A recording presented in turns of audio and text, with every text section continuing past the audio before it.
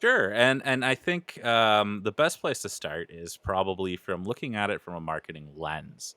Mhm. Um, so if anyone is familiar with this, gold star for you because this is a favorite teaching of Fuad's. What is see, think, do, care, Fuad? In a nutshell.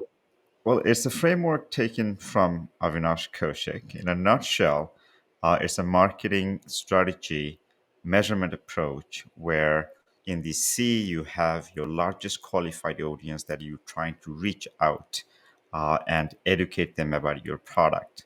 And So once these are people who have a goal in mind, but they don't know who you are. correct, and you're trying to get to be known to them. And Mhm. once they know you, they come to your site or they interact with you in some manner, then they get in the phase where your job, our job as marketers, is to keep them engaged and gradually move them to wanting to do something, which is things like adding to cart or making a transaction. And care is your segment of customers who have purchased twice or more, which confirms that they are your genuine customers, not just accidentally purchased once. Yeah. So what we've done here, folks, is we've overlaid see, think, do, care with the activities that are commonly laborious in each section. For you to start thinking about how these automations can actually help you achieve your goals while being less of a burden, less of a time consuming activity. So, for example, in C, I mean, two of the big things here is you're going to be generating a ton of ad copy for your different segments, your different products, what you want to highlight, which is a lot of manual work. But outside of the manual work, how much thought goes into an ad copy, Fuad? Well, a lot time consuming, I think. In my case, generating 3 or 4 ad copies, that would be reasonably fast. But generating, let's say, from the same idea, 20 different ad copies to really find the winner that has the highest quality score that you can accommodate all the keywords that you are trying to target with user experience and Google Ads quality score. It's quite tough, Justin. You really have to push your creativity, and ChatGPT would do a tremendous job creating 30, 40 different ad copies from the same idea with the parameters that you set in terms of, what are the character limits of headlines, what are the keywords you are trying to repeat again and again, um, and so forth. You'll instantly get, 20, 30 ad copies as you desire. And I think that will save tremendous number of hours. Now, right out of the box, you can go ahead and in ChatGPT and already do this, but you can also programmatically add it in your workflow so that you can also avoid going to ChatGPT and adding that, thinking that prompt again and again. This could be designed nicely in a workflow, chain kind of actions, one after I, one. I think that's a really important point to mention, and I'll just cut back to us here real quick. Um, this is all previously things that you had to do through the interface. And what's happened in the last month is that OpenAI has released the API for ChatGPT. What does this mean for you? Well, it means if you have a very handy programmer Mhm. on hand or a very clever agency such as UC Lab, they can actually integrate these workflows with ChatGPT. So suddenly, instead of it being a manual process of you switching windows, copying and pasting, finding the right information, it's all a streamlined workflow. And this is the gold standard for this type of technology because while anyone can use it to improve their basic workflow, um, the very clever people will be not only automating these workflows, but ingesting, bringing in existing data that you've generated, product descriptions, catalog information, dimensions, specifications. company policies, and we're going to talk about that a little more as we go. But this all should be seen as an ecosystem with your automations doing the bulk of the work and you kind of fine tuning and tweaking and approving. Whole new level of automation we're talking about. So we're talking about adding context. We're talking about all these different data sources you'd be able to blend to enhance the context again. So, but I guess yes, we'll navigate gradually as in the framework to show you examples what that mean. And I think it's great that we can look at this two ways because I don't think there's anything here that can't be done with a little bit of copying and pasting, but it's not as fast as it could be. So Mhm. if we jump to think, these are the activities of people who are now on your website, on your e-commerce store, and are thinking about buying this product.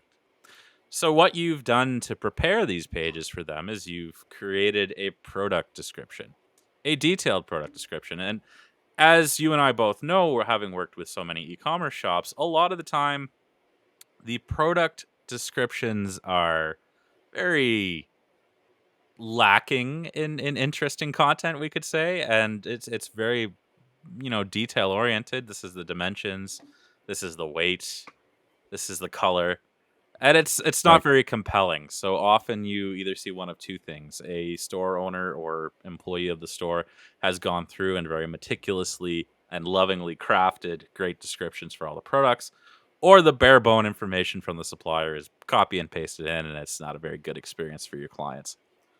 Um, so how do we fix that? Well, I think it's largely because of the laborsome work that required Who to has come that up. kind of time? Your catalogs are updating uh, season. I mean, if not seasonally, but perhaps every month, perhaps even more frequently. So at that scale, to keep your descriptions, uh, as good that they sing to your customers, it's difficult. But now, perhaps that changes I completely. love I love that wording. Sing to your customers, because if you really wanted to be a quirky store, you could literally instruct ChatGPT to make everything rhyme, make it into a story, make it into a Well, song. Justin, we see the most successful e-commerce stores. They actually do take that kind of effort and care. Um, for example, take at Lululemon. Every product has beautiful description, but they have the resource. Um, but now suddenly, almost anyone, any business with a little bit of resource would be able to apply that kind of personalization to the content at Well, scale again.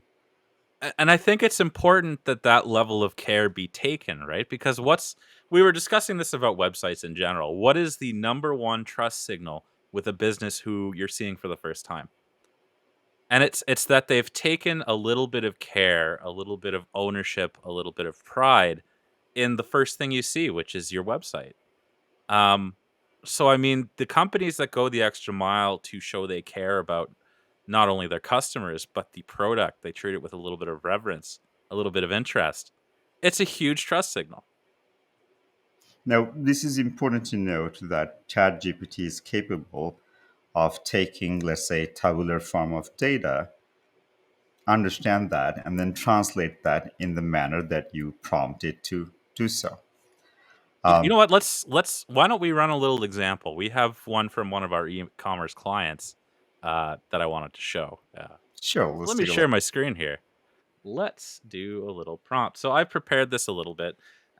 This is for a renovation supply company. So this right here, this description here, is what is currently on the website. Now, this is a large catalog, and there is absolutely no time to go through and generate uh, personalized descriptions of every product.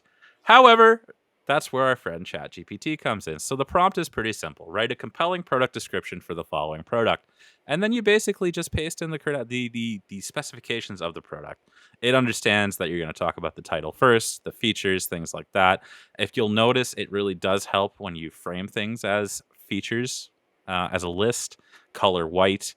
it helps it organize its data ahead of time. So, what we get from that is this description, which is a little bit long, but as you can see, it talks about that it's handcrafted. So it's added a little bit of flair, a little bit of pride to the product, and made it much more interesting to read than the specifications. Now, if we decide this is too long,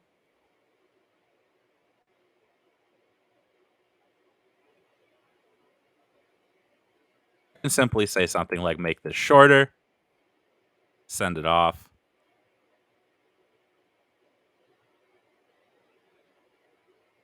and boom, it's written me, maybe not something, necessarily as long or as interesting, but it's shortened a lot. And this is important for ad copy, for example. Fuad, I believe you have an example that actually limits the number of characters as part of the instruction. But the cool thing about this is you can keep massaging it until it's where you want it to be. Now, I guess we're still talking about human intervention, augmenting our abilities to do more.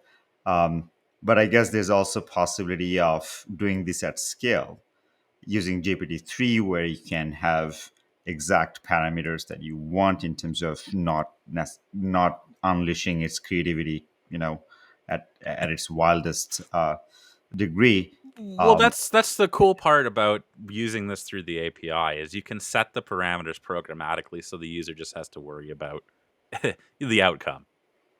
so yes, you can. I mean, depending on your uh, uh, uh, how what degree of automation you want to embed in your organization, we suggest try um, small and then leap forward one step at a time. But um, it's a great start to testing it. And once you find that it's reliable enough, you can actually automate your entire catalog to create this automatically and have some sort of large scale validation from users using other models to find anomalies where let's say you go deeper and uh, make more edits and so forth. Well, But let's lots let's of imagine possibilities. let's imagine a workflow like this, Fuad. You add a new product to your catalog, be it through an automated process that's pulling in new products, or if you've added it manually. At which point you've run your automation that writes the product description, it writes all the social media posts you want to write about it, all the short descriptions, some suggestion of 16 different ad copies, all at the click of a button. And I mean, these are things that are possible now. Absolutely. And let's say it sends with all that with just an approval or edit or send back kind of actions. And that accelerates significantly, right? If that can be embedded that way. And then as reliability, as you are satisfied, you can set further automation from there and reduce more and more human interaction, let's say. Absolutely. And it saves so much time. It's mind-boggling once you start doing this work. When you think back and go, "Yeah, I just spent an entire day inputting 5 products." Because it's more than likely to happen. I mean, first of all, it's unlikely that your job requires you to just do that for the entire day. You've got other responsibilities. You're out there managing other staff, other fires to put out, so to speak. So, first of all, your thought process is broken to begin with because you're not getting a straight shot at this. And it's time consuming because you know what? The chances are the money generating or the revenue generating activity of that day isn't going to be writing the product description. It's dealing with the customers, dealing with your staff, dealing with logistics. So that's where we look at this as like, yeah, I'm not cutting any staff out of the equation here. I'm making them able to do more with less time. Absolutely. We recently talked to an e-commerce business, and they said, well, if you remember, Justin, we proposed to that, hey, why don't we have virtual consultation, even though it's a store front business, but people are looking for that kind of services. I would like to talk to a designer virtually. Lululemon is doing it. But most of the businesses, they're busy doing these kind of things, writing blogs, serving customers, doing data entries. If all of this can be accelerated, and resources freed, I think a lot of revenue generating activities could be now possible. Absolutely. I mean, it's a matter of. I mean, what is the number one objective when we come up with one of these plans?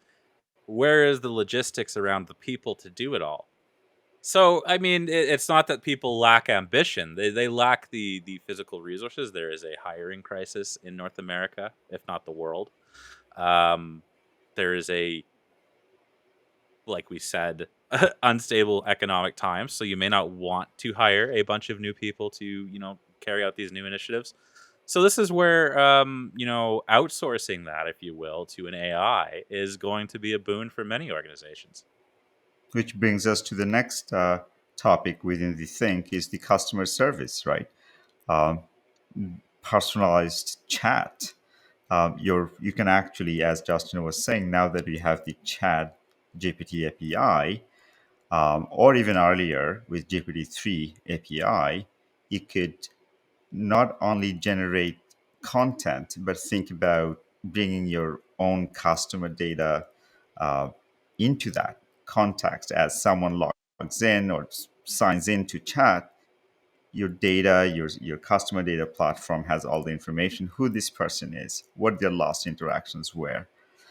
You feed that within your programmatic prompt as conversation is happening, and it becomes really a relevant conversation, as if you that's it's really going to very close to a human conversation because all the contact reasoning is there.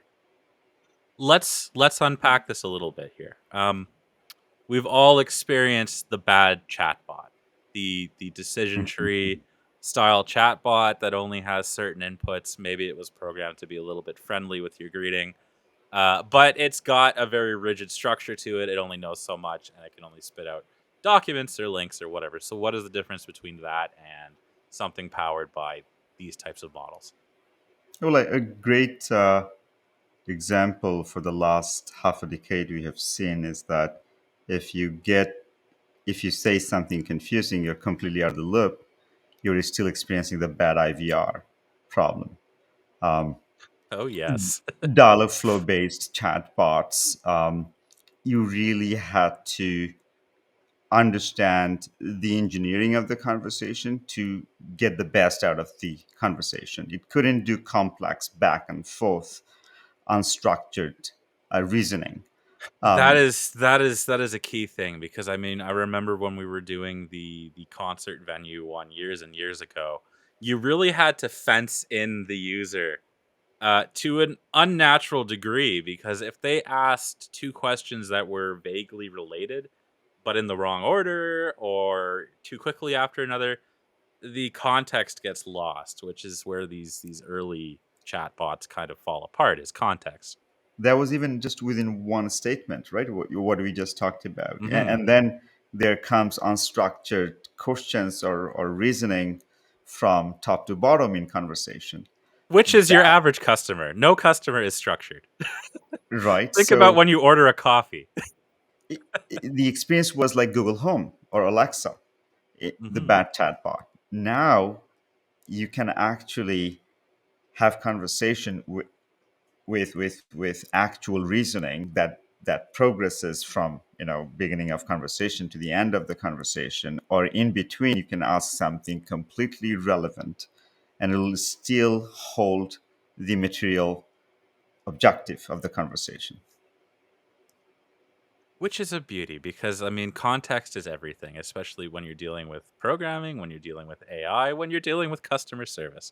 I mean, that is where people were the biggest, the most efficient way to handle most concerns from a customer. They understand the context, they understand the history. Well, ChatGPT and its like can understand these contexts. It can hold context. It can understand enough source material from your own documentation or whatever, or what have you. Um, to actually satisfy these unstructured questions from people. And traditionally, using Dialogflow and other platforms alike, it still required months to engineer a great conversation. Oh yes. We still had to explicitly have all of the intents and their possible answers and so forth. But with this, it's really implicit. You, as you have seen with a prompt, it understands the reasoning and context, and that's what the Well, I power. mean, yeah, if we said, do these sunglasses come in red in a dialogue flow scenario, you literally had to engineer 20 different ways of saying that for it to actually be trained and understand, okay, yes, this is the connection between color and your product and whatever, right? So it was time consuming, it was difficult because I don't know if you've ever tried to ask the same question 20 different ways, but it is not easy. Mhm.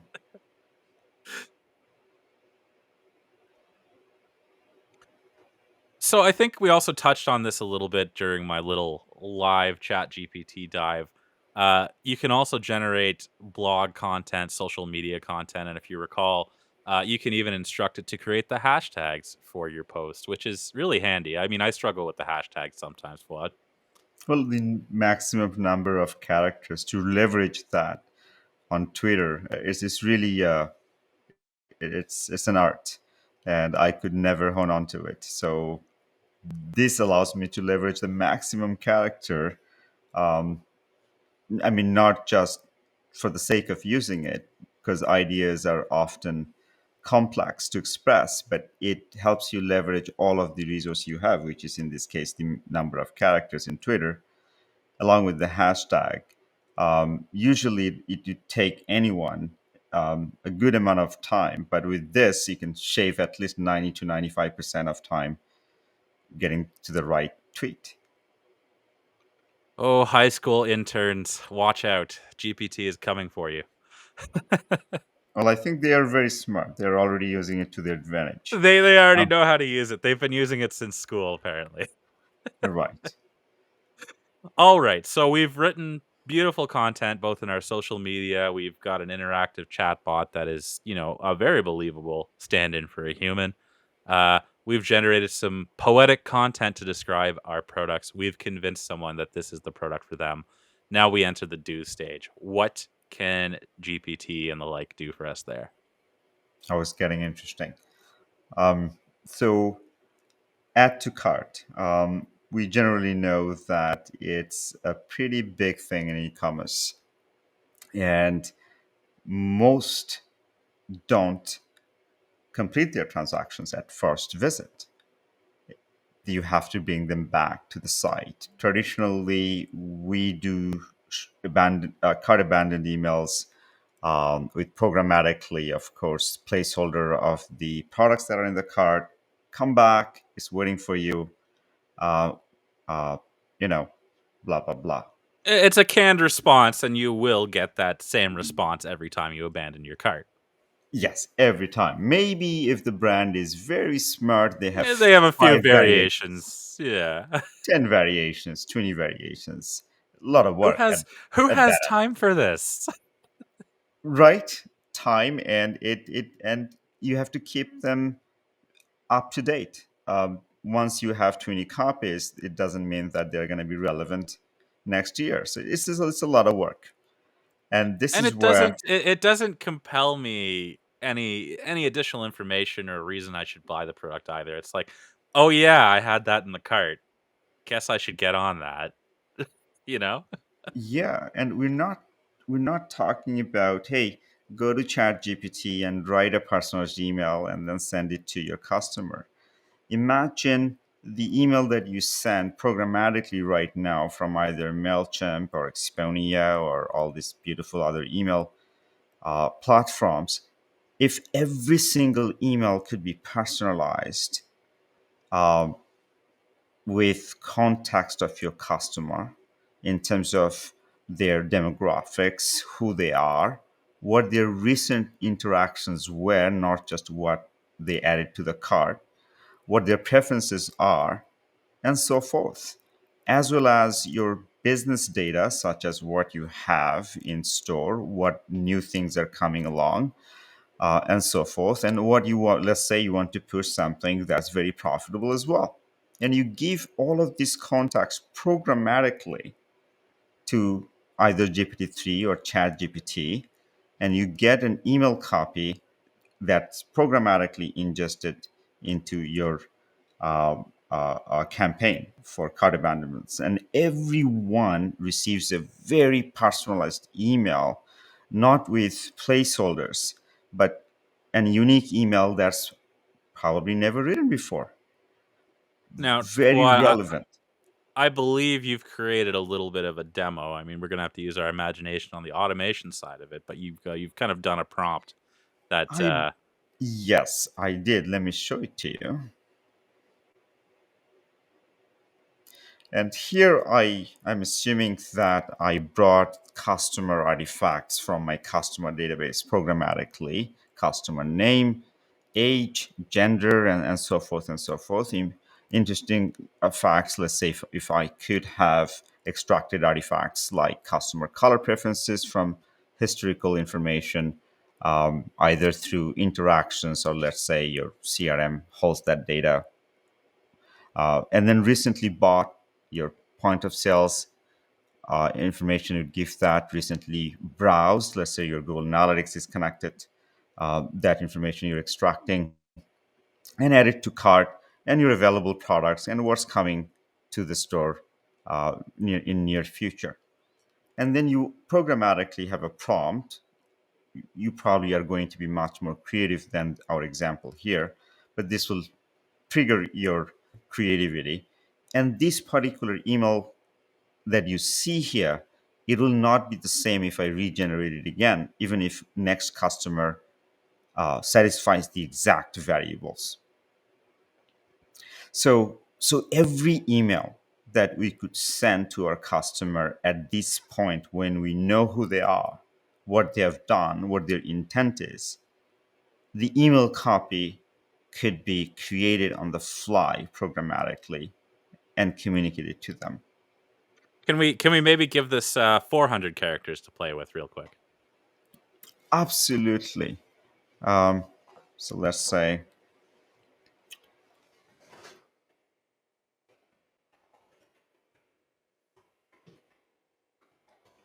oops, sorry.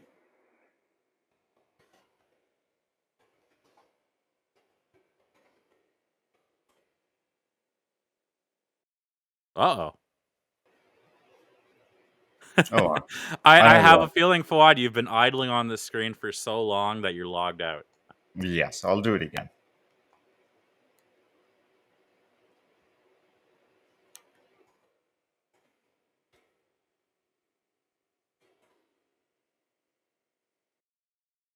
I think you may have to refresh your whole browser because you're logged out. Hmm. That's very possible. Well, the one That's thing about exactly this what happened. is it's incredibly popular, so they've put really short session limits on it and a Hmm. lot of restrictions in terms of, who can access it and when. There you go. So as you can see, like we can set the boundaries of what you're getting, and again, like Fuad is doing this inside of the Chat GPT web version. Programmatically, we can actually set these up even nicer. We can set them as a different level of prompt. There's such a thing as a system prompt, that is to set boundaries of the output. So programmatically, you can do that as well, and it creates more interesting variations. It creates them tailored to what you're trying to put them in. So you can set boundaries like characters. You can set the medium because it's aware of what Twitter is. It's aware of what LinkedIn is. It's aware of what a Google ad is basically like. So you can set whatever parameters you think of, and I think this is where the prompt engineering side of things comes into play, where you need a little bit of experience on what inputs are going to get me what outputs. But the cool thing is, as Fuad is showing you here, anything we can do programmatically, you could first kind of prototype inside of this interface that they built here. Absolutely. Um, so at personalization at this level, at scale should do a lot of impact on your cart. Excellent. Well, let's take a bigger Hello, dive Mr. here. Whoops, I started playing the wrong thing. I have too many tabs open. Let's play this. Perfect. So, okay, we're in do. We've done our ad copy programmatically. We've done our emails programmatically. Someone has purchased something. So, what is the final stage here? Care. What happens in the care column? What? That's an interesting segment here. So this is your segment for customers who have done business with you twice or more. And at this stage, you have probably an app or something. Let's say let's hypothetically think of that, and they have that on their phone. Imagine how much information you can actually use and give to your prompt to personalize your customer's experience with you. So you can bring, now you have historical transactions, what they bought, the frequency of their purchase.